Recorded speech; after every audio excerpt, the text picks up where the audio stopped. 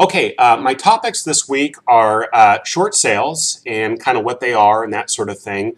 I'm going to go into a little bit of what our current active inventory is and our closed sales year to date, and also how short sales have kind of impacted that. And of course, we're going to go ahead and do Where's Pepe again, so you can take a look at that. What is a short sale? I mean, a lot of people talk about that. You probably see it in the news and in the paper. Basically, a short sale, if someone's trying to sell their home as a short sale, it means that they're trying to sell it for less than they owe. So an example would be, let's say you had a house where you had a $300,000 mortgage on that house, and you're asking only $280,000. So what that means is, in order for you to sell that house, the bank has to be willing to accept less than they're actually owed. So they have to be short, basically. They're going to be short their entire mortgage. There's a lot of those out there right now. We talk a lot about them in real estate offices. Everyone's talking about those, it seems like. What does it mean to a buyer and a seller? From a seller's standpoint, a short sale can be a good way to go sometimes because it can actually end the process. If they're having difficulty with their mortgage, they're losing their home, and they want to just get to the end of it, trying to sell their home as a short sale and get the bank to go along with it is a good way to go, so they can go ahead and end that process and then move on to the next stage of their life. Now, there's a lot of things that can come up with a short sale, because essentially, even if you accept the offer, you have to wait for the bank to eventually sign off on it. And some banks are very, very slow and non-responsive. Other banks are actually quite good, and it can actually happen quite quickly. From a buyer's standpoint, one of the advantages of a short sale is that a lot of times you can get a home for a pretty good deal as long as you're willing to be patient.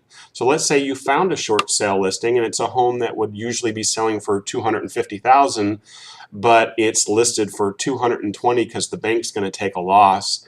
People don't want to wait for the process. They don't want to wait for the bank to get back to them. So you make an offer, and if you're willing to be patient, and sometimes it can take 3-6 months before the bank either accepts a short sale or responds to you. Well, eventually, if they do, and you get an agreement there, you get a terrific deal on a home. Now, one of the downsides is you could wait that entire period of time.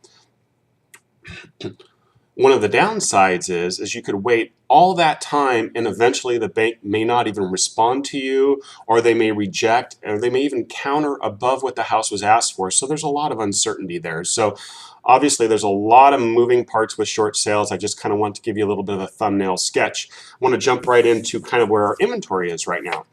So right now, active listings currently on the market, we have 8,169 active listings. Since our topic is short sales, I thought I would bring this up. Of the listings that are currently on the market, 1,977 of them are actually short sales. So about 24% of all the homes on our market right now are short sale listings, okay? Now, next thing, we want to look at year-to-date closed sales. So far, through basically the 28th of February, we have 2,260 closed sales. That's how many transactions have actually closed.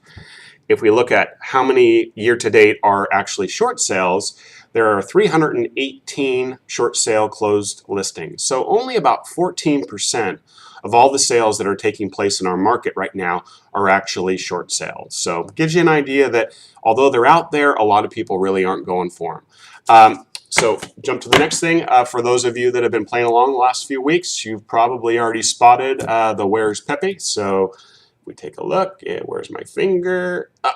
There he is right there. I'm going to go grab him.